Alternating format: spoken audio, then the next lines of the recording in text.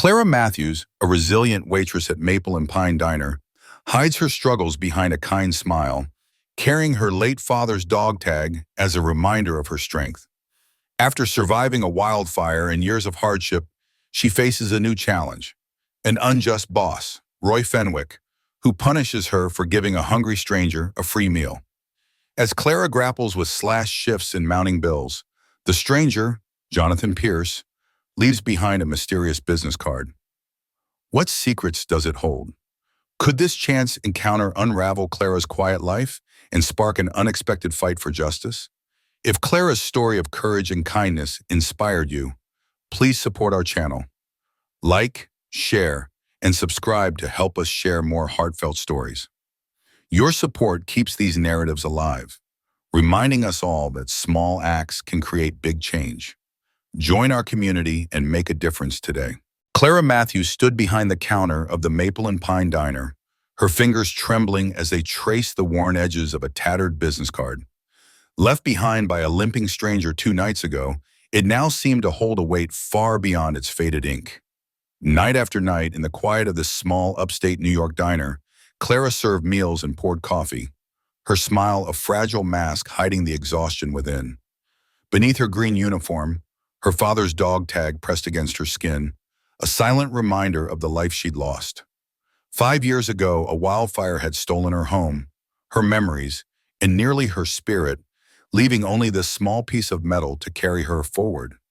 She'd spent those years rebuilding alone, never asking for help, never expecting kindness, until a stormy night when an old man, soaked and weary, walked through the door, unknowingly stirring a part of her heart she'd locked away. At 31, Claire had learned to move through life unnoticed, a shadow in the lives of others. Each evening she donned her green uniform, her name stitched above her heart, and stepped into the diner's flickering light.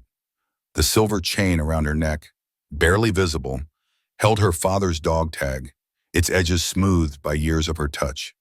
It was her link to Staff Sergeant James Matthews, whose death when she was 26 had left a wound that never healed.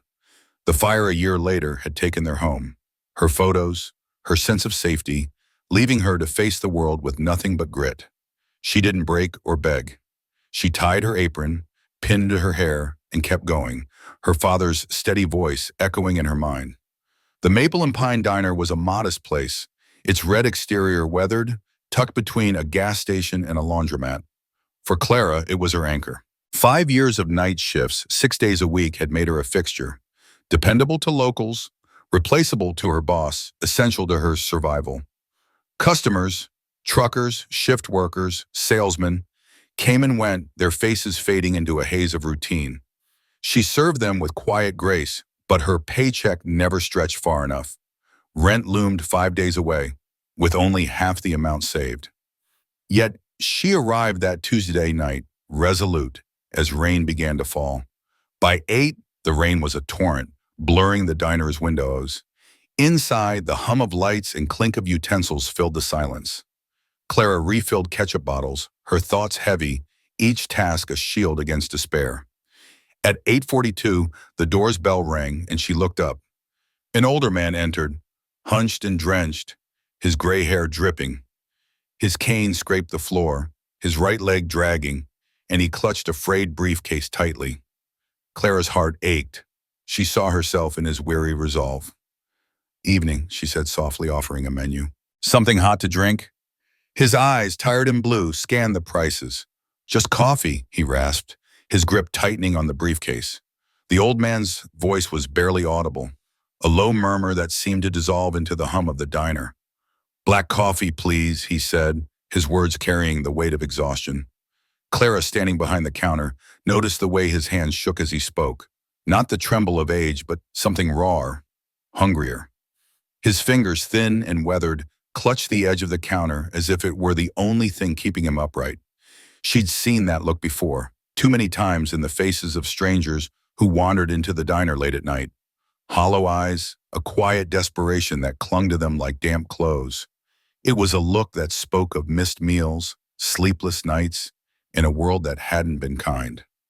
Clara's heart twisted as she poured the coffee, the steam curling upward like a fleeting prayer. She glanced back toward the kitchen, where the clatter of pots and pans provided a familiar rhythm to her thoughts. You know, she said, her voice soft but deliberate, the kitchen messed up earlier. We've got an extra plate of tonight's special. Shepherd's pie, still hot. Hate to see it go to waste. Want me to grab it for you? The man's lips parted, ready to protest, but the words didn't come. His jaw tightened, a flicker of pride warring with his hunger. For a moment, Clara thought he might refuse, his shoulders stiffening as if he could will away his need. But then, almost imperceptibly, he nodded, his eyes dropping to the counter. Thank you, he whispered, the words so faint they barely reached her. There was gratitude there, yes, but also shame, a heavy thing that made Clara's chest ache. She returned moments later, balancing a steaming plate of shepherd's pie and a fresh cup of coffee, the rich aroma mingling with the diner's usual scent of grease and syrup. She set the plate down gently, offering a small smile. She didn't say anything else. What was there to say?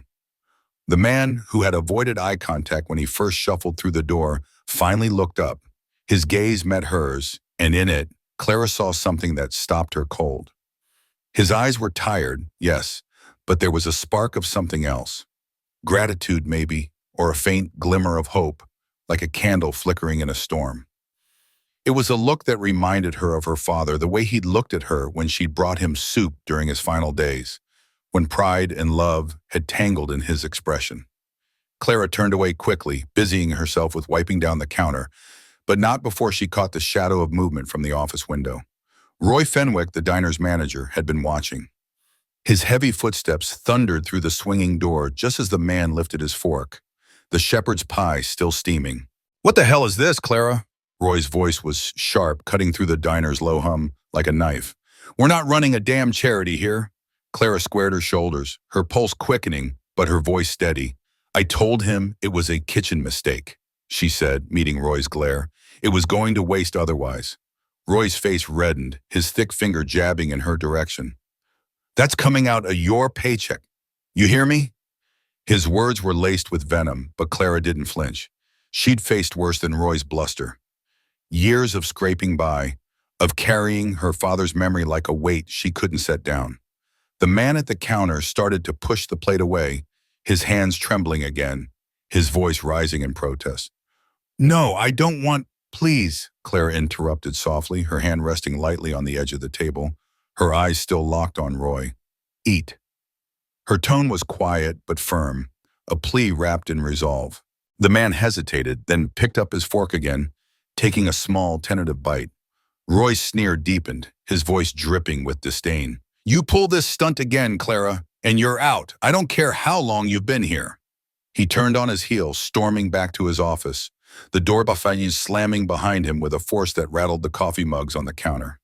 Clara's heart pounded, not from fear of Roy's threat, but from the sting of humiliation, not for herself, but for the man who had asked for nothing more than a moment of warmth. Her face burned as she moved to the coffee station, wiping it down with more force than necessary. She reached up, her fingers brushing the chain at her neck, a simple silver necklace her father had given her years ago. Still standing, Dad, she whispered to herself, the words a quiet anchor in the storm of her thoughts. By the time Clara clocked out, the rain outside had softened to a fine mist, but the cold had settled deep into her bone. She zipped her coat up to her chin, her breath visible in the chilly night air as she walked home. The city streets were quiet, the steam rising from sewer grates curling like ghosts in the dim streetlight. Her mind kept drifting back to the man at the counter, to the way he'd clutched his worn leather briefcase as if it held everything he owned. She could still see the careful way he'd eaten, each bite measured, as if he were savoring not just the food, but the fleeting certainty of a full stomach. It wasn't just his hunger that lingered in her thoughts. It was the way he'd looked at her, like he'd seen something familiar in her silence, something that stirred a memory she couldn't quite place. It had been years since anyone had looked at her like that, with a quiet recognition that felt both comforting and unsettling. When she reached her apartment, the radiator was silent, the building's ancient heating system as unreliable as ever. Clara kicked off her wet socks, the chill seeping into her feet as she sat on the edge of her bed. She pulled an envelope from her bag, the word rent scrawled across it in her own handwriting. She opened it, counting the bills inside. $412.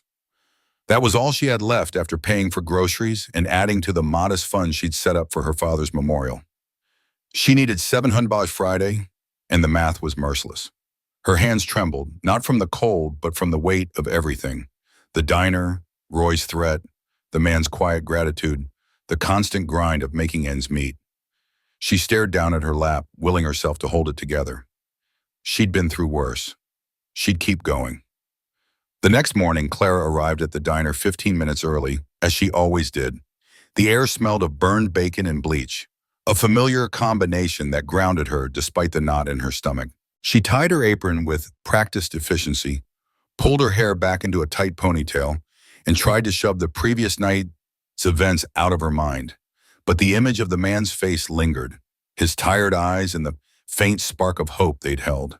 She couldn't shake the feeling that the night wasn't over, that something was still unresolved, waiting to unfold.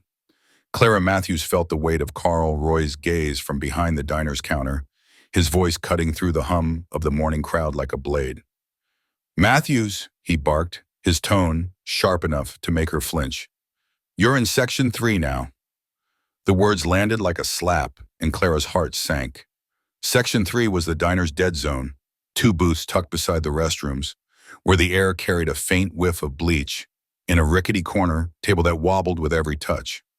The tips from that section were a pittance, barely a third of what she usually scraped together to keep her head above water. She swallowed hard, her throat tight with the sting of demotion. "Yes, sir," she murmured, her voice barely audible, a quiet surrender to the man who held her livelihood in his hands. Roy wasn't done. His lips curled into a smirk that made Clara's stomach churn. "Oh, and your shifts. They're cut. We're overstaffed this week." The words were casual, almost gleeful, as if he relished the chance to tighten the screws. Clara didn't answer. She couldn't. Her chest felt hollow, and all she could do was nod, grab her notepad, and turn away before the burn in her eyes betrayed her. As she walked towards Section 3, she heard a snicker from behind the soda machine. Roy's nephew, the self-proclaimed assistant manager who strutted around like he owned the place, didn't bother to lower his voice. "Better watch it, Clara," he called, loud enough for the entire diner to hear. "Keep handing out free food, and we'll have every homeless guy in the county lining up." The words stung, each syllable a reminder of the single act of kindness that had landed her in this mess. Clara's cheeks flushed, not from shame, but from the slow simmer of anger and hurt. She glanced at Maggie, the hostess who usually shared a laugh with her during the quiet moments between rushes. But Maggie's eyes were glued to her clipboard, her fingers tracing imaginary lines as if it held the secrets of the universe. The avoidance was palpable, a silent betrayal that cut deeper than Roy's words. Clara felt a chill settle over her, not from the damp February air seeping through the diner's cracked windows, but from the isolation that wrapped around her like a shroud. Her kindness had become a liability, a target painted on her back. Even the kitchen crew, who once slipped her an extra roll or a small side of fries during her break, now handed her the smallest portions with quick, wary glances toward Roy's office window. Fear was a virus, and Roy had made Clara its carrier. During her 15-minute break, Clara retreated to the cramped staff room, curling her legs beneath her on a sagging chair. The room smelled of stale coffee and grease, a fitting backdrop for the dread pulling in her gut. She pulled out her phone, her fingers trembling as she opened the calculator app. With painful precision, she punched in her new hours, subtracting bus fare, groceries, and the looming dental bill she'd been dodging for months. The number stared back at her, cold and unyielding, spelling out a truth she couldn't ignore. She wasn't going to make it. Her heart ached with the weight of it, not just the money but the unfairness. She hadn't asked for praise or a parade. She hadn't even expected a thank you.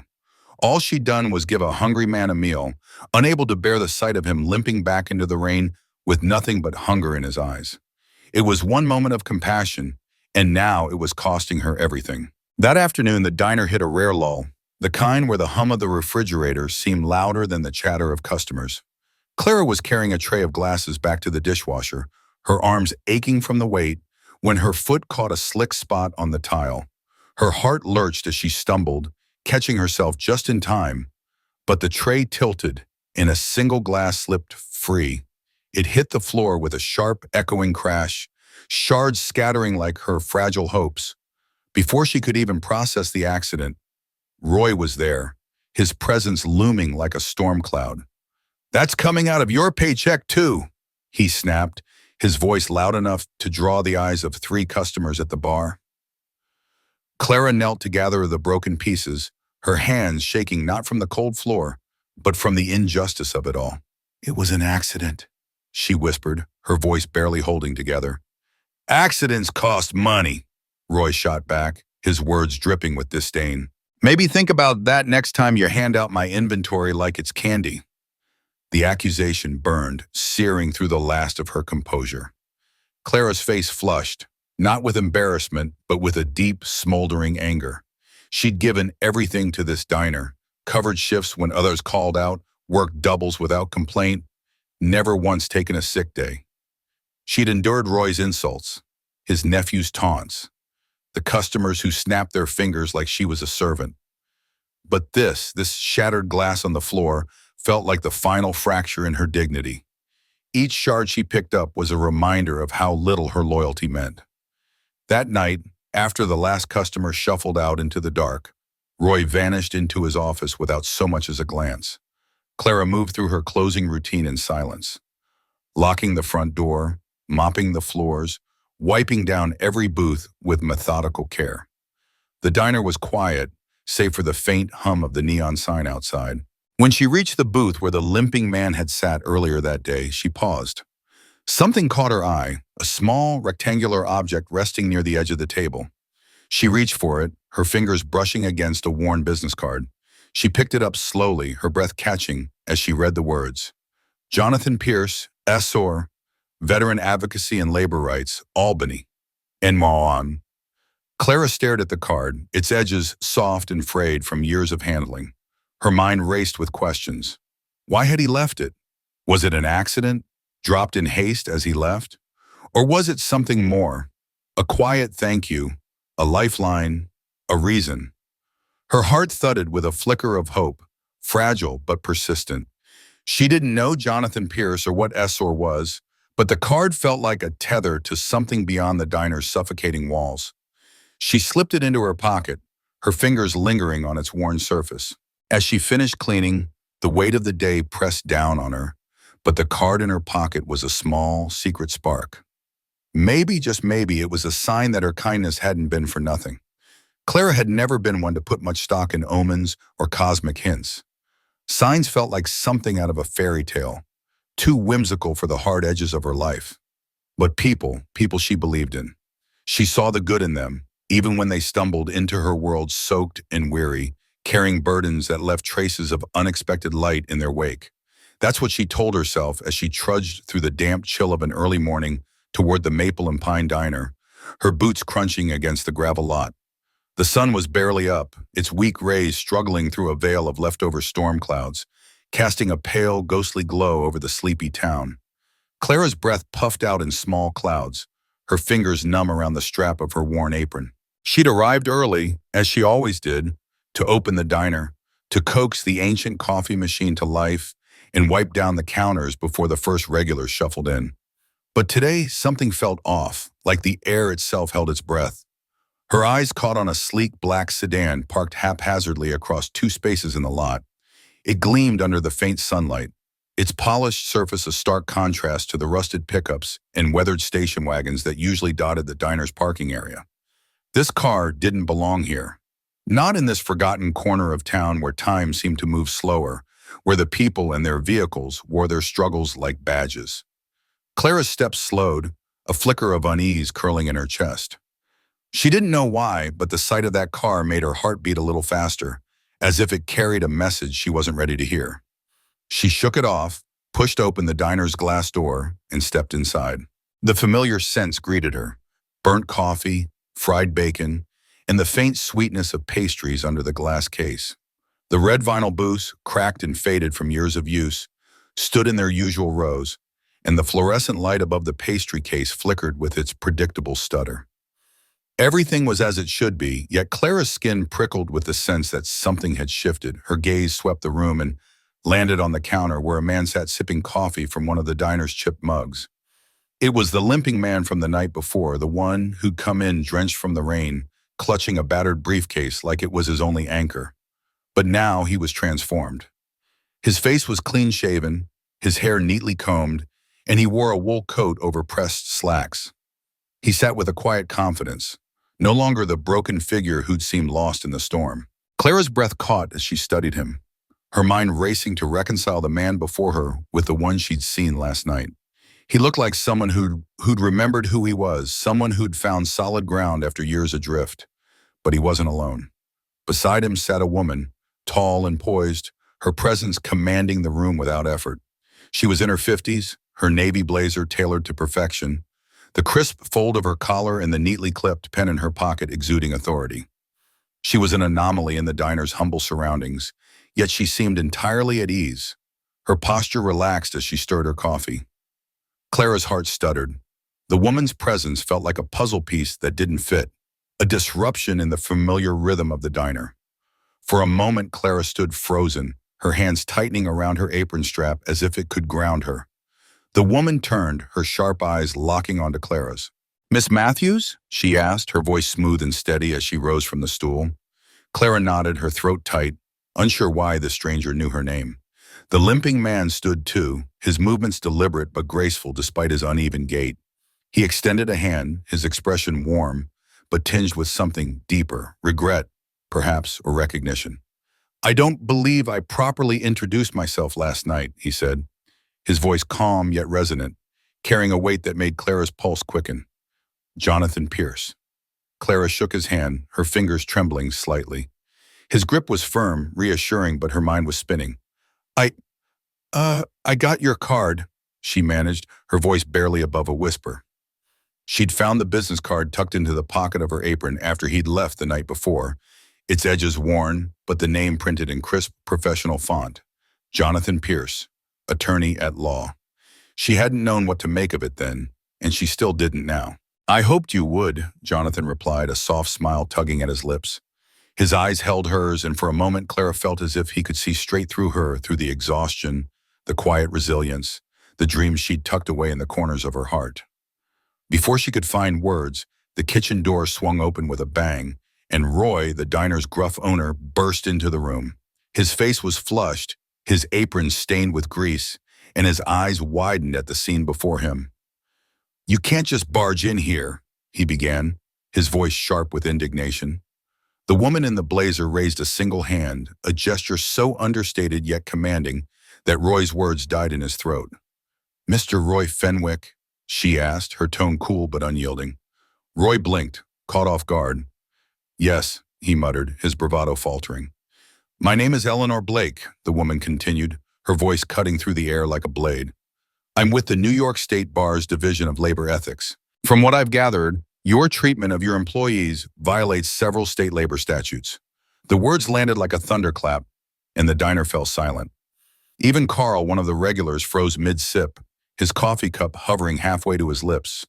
Clara's ears rang, her mind struggling to process what she just heard. Violation, labor statutes? Her thoughts spiraled, a mix of shock and a strange tentative hope she didn't dare name. Jonathan stepped forward, his movements slow but purposeful. He reached into his briefcase and pulled out a folder, placing it gently on the counter. 15 years ago, he began, his voice steady but carrying across the diner. "I was a partner at a firm that specialized in veterans' rights. A car accident took my mobility and my career, and for years I wandered, searching for purpose." He paused, his eyes distant, as if revisiting the weight of those lost years. Clara watched him, her heart aching at the quiet pain in his voice. "That search brought me here," he continued, his gaze returning to her, steady and sure. He reached into the folder again and pulled out a photograph, its edges slightly crumpled from time. He slid it across the counter to Clara. She hesitated, her fingers hovering over the image before she picked it up. Her breath caught as she stared down at it. A younger Jonathan, dressed in military uniform, stood beside a teenage girl and a man in fatigues. The man was her father. The recognition hit her like a wave, pulling her back to a night filled with smoke and chaos, the wildfire that had torn through their town, the evacuation team that had swept in to save them. She remembered the trucks, the shouts, the acrid smell of burning trees, and she remembered the man who'd carried her father's medical records, promising they'd be safe. "That was you," she whispered, her voice trembling as tears pricked her eyes. The memory flooded back, vivid and overwhelming. She'd been 16, maybe 17, clutching her father's hand as the world burned around them. Jonathan had been there, a steady presence amidst the panic, his voice calm as he assured her that everything would be okay. "I never forgot that moment," Jonathan said softly, his eyes glistening with unshed tears. "Your father spoke of your resilience, Clara. He said you were the strongest person he knew even then." His words hung in the air, heavy with meaning, and Clara felt her chest tighten.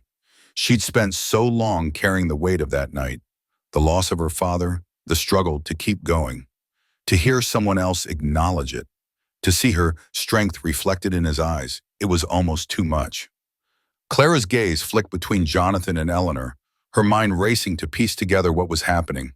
The photograph, the labor violations, the polished sedan outside, it all felt like fragments of a larger story, one she was only beginning to understand. But for the first time in years, Clara felt a spark of hope, fragile but undeniable, that maybe, just maybe, the past could lead her to a future she'd never dared to imagine. "The moment I laid eyes on your name tag, pinned neatly to your worn apron, and then watched you slide your own steaming plate of food across the counter to someone like me, someone down on their luck, with nothing but hunger in their eyes, I knew you were the same soul I'd once lent a hand to years ago, and now you were the one who needed saving. You gave away your meal, fully aware it could cost you your cup, maybe even everything you'd scraped together. That kind of selflessness, that quiet courage, stirred something deep in my chest, a mix of awe and resolve. I wasn't just a stranger passing through anymore. I was part of this, part of you." Behind the counter, Royce Fenwick fumbled over his words, his face flushed with panic. His hands gripped the edge of the counter as if it were the only thing keeping him upright.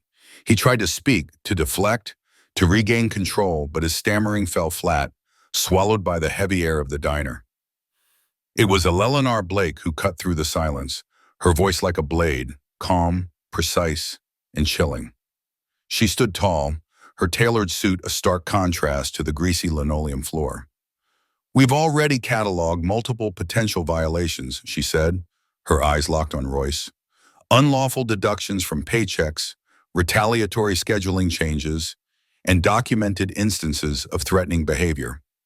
If these are substantiated, and we believe they will be, the consequences could be severe. We're talking hefty fines at minimum, and quite possibly the loss of your business license." Her words landed like stones, each one sinking deeper into Royce's crumbling facade. Inside, Eleanor felt a quiet satisfaction, not from cruelty, but from the knowledge that justice, long overdue, was finally taking shape. From a side booth, Carl stood, his phone clutched tightly in his hand. His voice, usually brash, was softer now, almost hesitant, as if he were stepping into a role he hadn't fully prepared for. "I got it all on tape yesterday," he said, glancing nervously at Royce. "The part where you said you'd dock her pay for that broken glass. And I've got screenshots too, her hours getting cut week after week." Carl's heart raced, a mix of fear and defiance. He'd always been the guy who kept his head down, who didn't rock the boat. But seeing Clara's kindness day after day had chipped away at his indifference. Now, standing there, he felt exposed but resolute, like he'd finally chosen a side. Royce whirled on him, his face twisting with rage. "You little—" he spat, his voice raw with betrayal. But Carl shrank back, muttering, "I'm not going down with you." His words were barely audible, but they carried the weight of someone cutting ties. Someone who knew the ship was sinking and wasn't about to drown with it. Royce's anger burned hot, but beneath it was a gnawing fear. He could feel the walls closing in, the diner, his kingdom, slipping from his grasp. Jonathan Pierce, a retired lawyer with silver hair and a steady hand, placed a gentle palm on Clara Matthews' shoulder. His touch was warm, grounding, and Clara felt a flicker of hope amidst the storm raging inside her. "I may be retired, Miss Matthews," Jonathan said, his voice rich with conviction, "but I haven't forgotten how to fight for those who deserve it. And you, my dear, deserve it more than most." His eyes crinkled with a kind smile, but beneath it was a steely determination. Jonathan had seen too many good people crushed by greed and power. Clara, with her quiet strength, reminded him why he'd become a lawyer in the first place. He wasn't about to let her fall. Clara's gaze dropped to the photograph in her hand, her fingers brushing over her father's dog tag, its edges worn smooth from years of being carried close to her heart. The image and the metal blurred together in her mind, the past and present weaving into a single vivid thread. She saw her father's face, heard his voice telling her to always do what was right, no matter the bond. Her chest tightened with a mix of grief and pride. She hadn't sought this fight. All she'd done was give away a plate of a shepherd's pie to someone who needed it more. But now something larger was unfolding. Something she couldn't stop even if she wanted to. It was as if her small act of kindness had set off a chain reaction, pulling others into its orbit. She felt both overwhelmed and strangely empowered, like she was standing at the edge of something monumental. By noon, the Maple and Pine Diner was buzzing with more people than it had seen in years. The usual clatter of forks and hum of conversation was gone, replaced by a tense, electric energy. Some folks had come out of curiosity, drawn by whispers of something big going down. Others were there because they'd heard the truth, that something long overdue was finally happening. Clara stood behind the counter, no longer taking orders or refilling coffee mugs. She simply stood, her hands clasped tightly, her heart pounding as Jonathan and Eleanor spread folders of evidence across a table in full view of the staff and patrons. The papers were damning, pay stubs showing illegal deductions, schedules with Clara's hours slashed, handwritten notes from Royce threatening retaliation.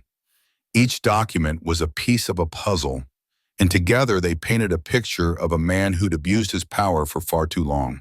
Royce had retreated to his office, the blinds drawn tight, but the slats offered glimpses of his unraveling. He paced like a caged animal, his cell phone pressed to his ear, his voice a low, frantic hiss.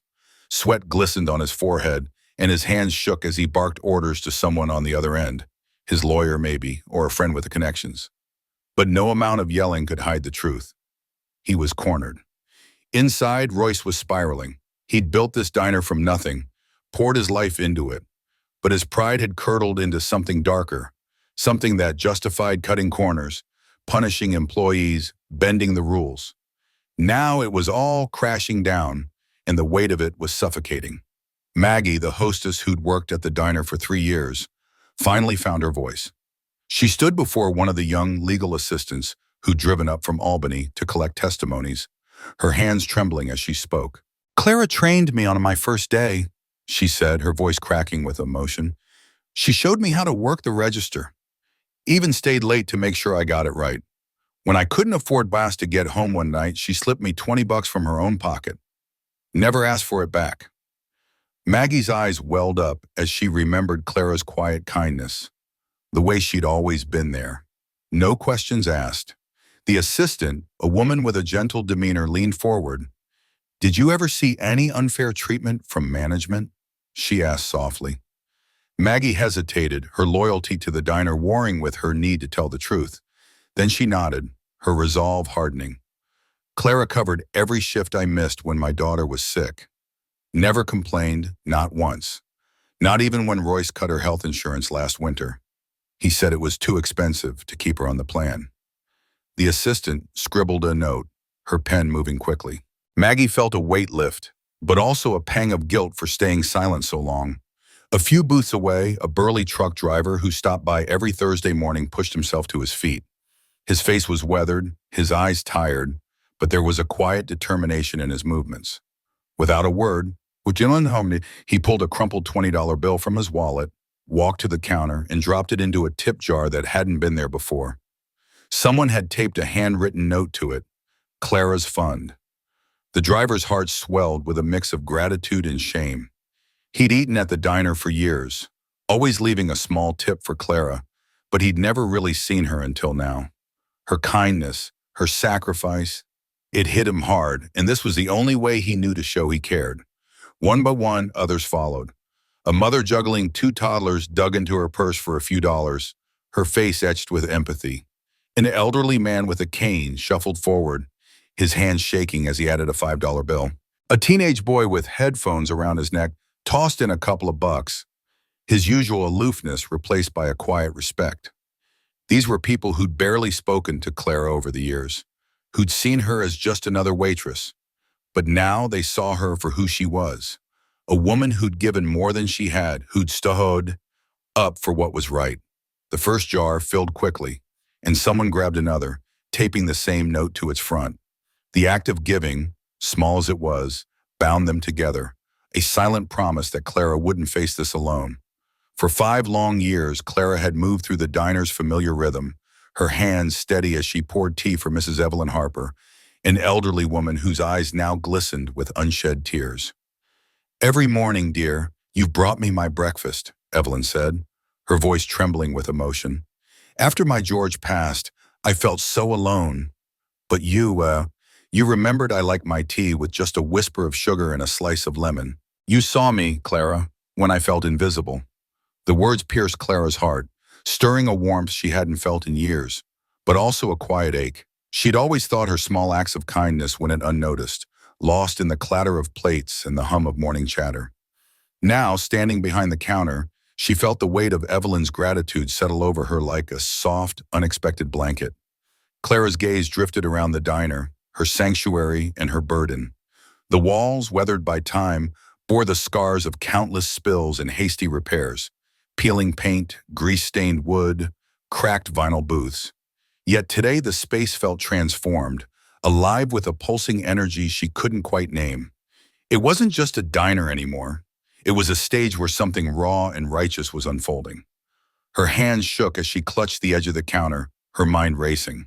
Had she been so absorbed in surviving each day that she'd missed the undercurrents of loyalty and rage simmering among her coworkers? In the kitchen, the staff emerged one by one, their faces etched with a mix of fear and defiance. Carlos, a man of few words, whose English was halting but deliberate, untied his apron with a slow, purposeful motion. His dark eyes met Clara's, and for a moment, she saw the weight he carried, the long hours, the silent compromises. He stepped toward Eleanor, the attorney who had arrived earlier with a clipboard and a steely resolve. "Roy," Carlos said, his voice low but unwavering, "he take money from our checks. Say if we talk, we lose job. Or he call immigration." The words hung heavy in the air, each syllable a small act of rebellion. Clara's stomach churned. She'd known Roy was harsh, but this was betrayal, a theft not just of wages but of dignity. Eleanor's face hardened, her jaw set like granite. "That's wage theft and coercion," she said, her tone sharp enough to cut through the diner's greasy haze. "Both are felonies." Clara's breath caught. Felonies, the word echoed in her mind, conjuring images of handcuffs in courtrooms. She glanced at Carlos, whose shoulders seemed to lift slightly, as if speaking the truth had loosened a knot in his chest. Around them, the diner had morphed into something surreal, a makeshift courtroom where customers had become witnesses, their coffee cups forgotten, their eyes wide with shock. The employees, once silent, were now plaintiffs, their grievances spilling out like water from a broken dam. Clara stood at the center, her heart pounding, unsure if she was awake or caught in some vivid, disorienting dream. Just as the tension threatened to overwhelm her, the bell above the door chimed, slicing through the murmurs. A tall man in an army dress uniform stepped inside, his presence commanding the room. The chatter stopped, forks clinking against plates as every head turned. "Sarah," he called, his voice warm but searching. Clara froze. Only one person called her that, her brother, Jason. She turned, and there he was, leaner than she remembered, his face carved by sun and sacrifice. But when their eyes met, his boyish grin broke through, the same grin that had comforted her through childhood scrapes and teenage heartaches. Without thinking, she ran to him, her sneakers squeaking on the linoleum. They embraced, and the diner erupted in applause, a wave of goodwill that washed over Clara like a tide. She clung to him, her face buried in his shoulder, overwhelmed by the familiar scent of his cologne and the flood of memories. Letters exchanged, promises to reunite, the ache of his absence. Jason pulled back, his hands on her shoulders, his eyes searching hers. "Jonathan tracked me down," he said, nodding toward the young lawyer standing nearby. "Why didn't you tell me things were this bad, Sarah?" His voice was gentle, but there was a trace of hurt, a brother's quiet plea. Clara's throat tightened, emotion choking her words. "I didn't want to worry you," she managed, her voice barely above a whisper. "You were overseas, serving. I thought I could handle it." Her gaze dropped, shame creeping in. She'd always prided herself on being strong, but now she felt small, exposed. "You don't have to handle it alone anymore," Jason said, his tone soft but firm, like a vow. Clara's eyes stung, and she blinked rapidly, unwilling to let the tears fall. Jonathan stepped forward, his clipboard in hand, his expression serious but kind. "Miss Matthews," he said, addressing Clara formally, "we've documented 47 labor law violations in this establishment so far. That number may climb." Clara blinked, her mind struggling to process the scale of it all. 47 violations, each one a wound inflicted on her coworkers, her friends. Eleanor joined Jonathan, her voice crisp and authoritative. "We're prepared to file a class action lawsuit," she said. "But we've also spoken to the property owner." Clara's brow furrowed, confusion flickering in her chest. "Wait," she said, her voice hesitant. At that moment, Roy emerged from his office, his shoulders slumped, his eyes red and hollow. Flanked by two attorneys, he looked diminished, a man stripped of his bluster. Clara stared, her anger mingling with pity.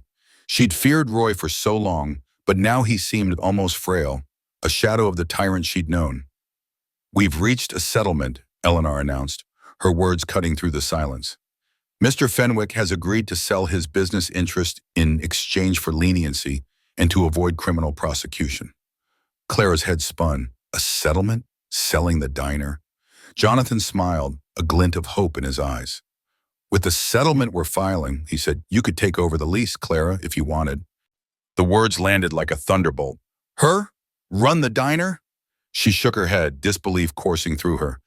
"I'm not a business owner," she said, her voice small. "I'm just a waitress." A chorus of voices rose from around the room, a swell of support that caught her off guard. "You're so much more than that," Evelyn said, her eyes fierce with conviction. Carlos nodded, his quiet strength bolstering her. Even the customers, strangers and regulars alike, murmured their agreement. Clara's chest tightened, a mix of fear and possibility swirling within her. For the first time in years, she felt seen, not just as a waitress, but as someone capable of more. The belief in their voices cracked open something inside her, a fragile hope she'd buried long ago. That afternoon, long after the last customer had left, Clara sat at the counter, her apron dusted with flour, her name tag slightly askew.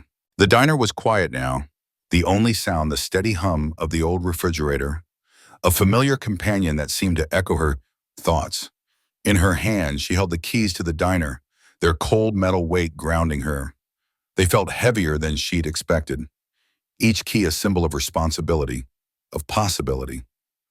Earlier that day, under the watchful eyes of attorneys and witnesses, Roy had signed the final papers. He'd avoided jail, but not the shame that clung to him as he handed over the folder and walked out, his head bowed. Clara had watched him go, a storm of emotions churning within her. Relief, anger, and a quiet sorrow for the man he might have been. Now, alone in the diner, Clara traced the edge of a key with her thumb, her mind drifting. Could she do this? Could she turn this place into something better? A haven where people like Carlos and Evelyn felt valued, not exploited? The thought terrified her, but it also sparked a fire she hadn't felt in years. She thought of Jason's grin, of Evelyn's tears, of the voices that had called her more than a waitress. For the first time, she let herself believe them. The keys in her hand weren't just metal, they were a chance to rewrite the story of this diner, and maybe her own. The back door of the diner swung shut behind Clara, the soft creak of its hinges swallowed by the quiet night. No one trailed her, no shadows lingered. Her time at the corner of Maple and Pine, where the diner had stood for decades, hadn't ended in a blaze of glory or a dramatic showdown. Instead, it closed with a gentle, inevitable sigh, a necessary conclusion to a chapter she hadn't chosen to write. The weight of it settled in her chest, not heavy with regret, but light with a strange, unfamiliar hope. The diner was hers now, not because she'd demanded it or even dreamed of it, but because fate, or maybe something deeper, had decided it was so. In her gut, a quiet certainty bloomed. This wasn't just justice. It was restoration, a righting of wrongs that had lingered too long in the greasy air of that old place. In the small office, her office now, Clara stood before the desk, her fingers brushing the worn wood. A modest wooden nameplate sat there etched with the word manager, a relic Roy had left behind. It was a symbol of his reign, one marked by fear and control, and Clara's heart tightened as she stared at it. She could almost hear his sharp voice barking orders, see the way the staff shrank under his gaze. For a moment, she felt the old ache of those days, the exhaustion of keeping her head down, of serving coffee and smiles while swallowing her pride. But then, with a steady hand, she nudged the nameplate aside, its edges cool against her skin. In its place, she set a small, handwritten card, its simplicity a quiet rebellion. "Everyone welcome," it read, the words inked with care, a promise to herself and to anyone who walked through the door. Her chest swelled with something new, pride maybe, or the courage to claim this space as her own. Stepping into the dining area, Clara's breath caught. A little girl, no older than 6, stood by the booth she always sat in with her parents, clutching a folded piece of paper. Her small frame was a burst of color in the dim light, her eyes wide with a mix of shyness and determination. Her parents hovered nearby, their faces soft with encouragement, watching their daughter's small act of bravery. The girl approached the counter, her sneakers squeaking faintly on the linoleum, and placed the paper next to Clara's coffee cup. "My mommy says you're a hero," she whispered, her voice barely audible before she darted back to her parents, her cheeks flushed with the thrill of her mission. Clara's heart stuttered. She unfolded the paper with trembling fingers, revealing an origami crane crafted from a diner placemat. Smudges of syrup and crayon streaked its edges. But to Clara, it was flawless, a fragile, perfect gift born from a child's earnest hands. She closed her eyes, the weight of the moment pressing against her ribs. It wasn't the attention that overwhelmed her. It was the feeling of being seen, truly seen, for the first time in years. Tears pricked at her eyes, not from sadness, but from the quiet power of knowing her actions had rippled beyond herself. The days that followed felt like a dream, each moment unfolding with a surreal clarity. Jonathan Pierce, a local who'd always been kind, but never stayed long, lingered in town far past his usual departure. He sat with Clara in the diner's office, patiently walking her through the maze of ownership papers, his steady voice a lifeline in the chaos of her new reality. His presence was a comfort, his belief in her a quiet anchor. Clara felt a flicker of gratitude, mixed with a nagging fear that she might not be up to the task. But Jonathan's calm assurance steadied her, and she found herself leaning into his guidance, her confidence growing with each step. Eleanor, the sharp-witted retiree who'd always tipped generously, stepped in with her own kind of help. She connected Clara with a pro bono legal team, experts in business transitions and employee rights who seemed to understand the diner's history without needing it spelled out. Their professionalism was a balm, easing the knot of worry in Clara's stomach. She thought of the staff who'd once worked under Roy, their faces tight with fear, their voices hushed to avoid his wrath. Now many of them returned, their steps tentative but their eyes bright with hope. They offered their time, their skills, their loyalty, not out of obligation, but because they believed in what Clara was building. Each handshake, each warm smile felt like a brick in the foundation of something new. Clara's heart swelled with gratitude, but also with the weight of responsibility. These people trusted her, and she vowed not to let them down. The diner itself transformed, not in its worn booths or chipped countertops, but in its soul. The fluorescent lights seemed to glow warmer, casting a golden hue over the tables. The jukebox, once tinny and grating, now played soft melodies that invited conversation rather than drowned it out. Laughter rang out more often, lingering in the air like a sweet perfume. Near the entrance, a community board sprang up, covered in colorful notes. A ride to the hospital, a box of winter coats for anyone in need, an offer of math tutoring for kids struggling in school. Under the windows, a small bookshelf appeared, its shelves sagging under the weight of donated paperbacks, dog-eared mysteries, romance novels, and children's books with faded covers. In the back, one booth became the unofficial veterans table, a sacred space where no one ever sat alone. Clara watched it all unfold, her heart a mix of awe and disbelief. She'd never imagined the diner could feel like this, like a home, a haven, a place where people belonged. Clara didn't stop being a waitress. She still tied her apron around her waist each morning, still poured coffee with a steady hand, still wiped down tables with the same care she always had. But something inside her had shifted, like a gear clicking into place. She stood taller, her shoulders no longer hunched under the weight of Roy's rule. Her voice, once soft and cautious, now carried a quiet strength. She listened more deeply, catching the unspoken worries in a customer's sigh or the joy in a child's giggle. People noticed. Regulars lingered longer, their conversations with her more open, more real. New faces came, drawn by whispers of the diner's transformation, and left feeling like they'd found something rare. Clara felt it too, a sense of purpose that had been buried for too long, now rising to the surface like a long-forgotten song. It all traced back to that rainy night, a moment that had changed everything. Clara hadn't acted for glory or reward. She'd acted out of instinct, out of a bone-deep sense of right and wrong. She'd stood up for someone who couldn't stand for themselves, her heart pounding with fear, but her resolve unshakable. In that act, she'd reminded the town what quiet dignity looked like, a strength that didn't shout but simply stood firm.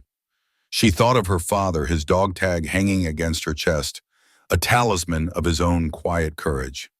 "Still standing, Dad," she whispered one evening as the sun sank behind the hills, the diner's neon sign flickering to life. "Still standing." The words were a promise, a vow to keep going, to keep fighting for what was right. In a world that often seemed to prize speed over kindness, convenience over compassion, Clara's story was a beacon. It didn't take wealth or fame to make a difference. Just a single act of courage, a plate of hot food served with care, a refusal to look away when someone needed help. For the older folks in town, Clara was a mirror of their own resilience, a reminder of the hard times they'd weathered, the bosses they'd endured, the quiet ways they'd helped others without expecting anything in return. Her story spoke to them, but it also spoke to everyone, a call to choose fairness over fear, dignity over pride, compassion over indifference. As Clara stood by the door one evening, watching families shuffle in from the cold, her fingers brushed the dog tag at her neck. A smile curved her lips, soft but sure. The diner hummed with life, a symphony of clinking plates and murmured conversations. It wasn't just a place to eat anymore. It was a place where people found each other, where small gestures left lasting footprints. Clara's heart was full, not with pride, but with purpose. She'd never set out to change the world, but in her quiet way, she changed this little corner of it, and that, she knew, was enough.